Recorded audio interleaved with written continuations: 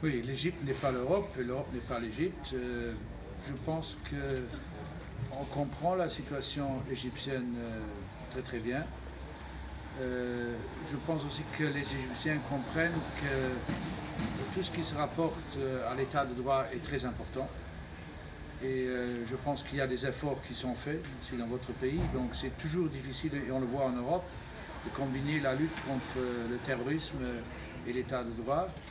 Mais je pense qu'aujourd'hui, nous parlons donc sur, pas seulement sur l'Europe et l'Égypte, mais sur l'Afrique en général.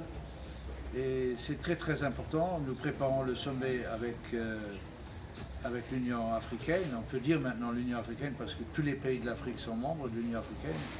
J'étais il y a quelques semaines à Addis. J'ai vu la volonté de réformer aussi, de rendre plus efficace l'Union africaine. Et cela est dans l'intérêt des grands pays, de tous les pays aussi, des grands pays donc, de l'Afrique, dont évidemment aussi l'Égypte.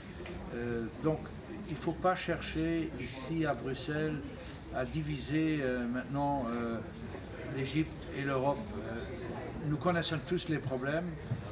Moi je dirais que la lutte contre le terrorisme, c'est évidemment une priorité, mais on peut lutter aussi contre le terrorisme en ne pas cassant l'état de droit. Et donc ça c'est l'équilibre dont je souhaite qu'il soit trouvé en Égypte.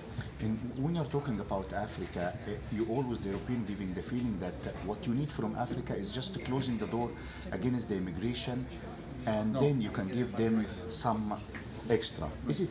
Non, ça c'est tout à fait faux. Surtout avec un pays comme la Libye, il ne s'agit pas seulement d'endiguer la migration. Nous savons que énormément de gens viennent par exemple du Bangladesh, de la Guinée, du Nigeria. Donc il n'y a pratiquement aucun Libyen qui vient par la Libye en Italie.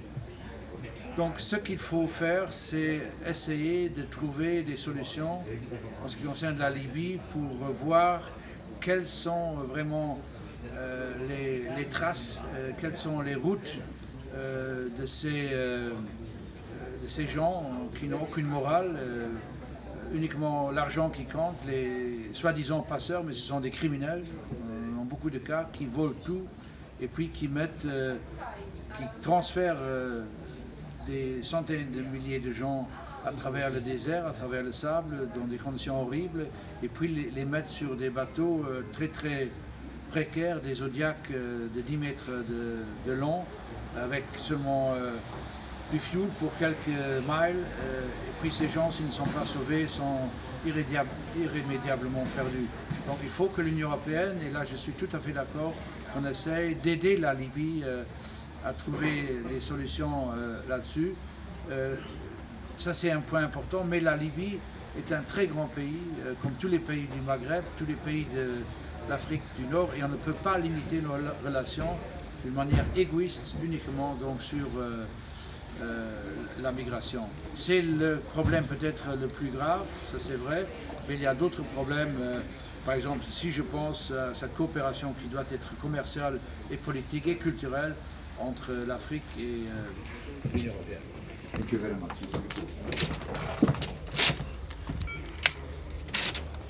C'est quoi? Ça change, pourquoi c'est fermé? Il faut demander. No, push strong, push strong. Ah.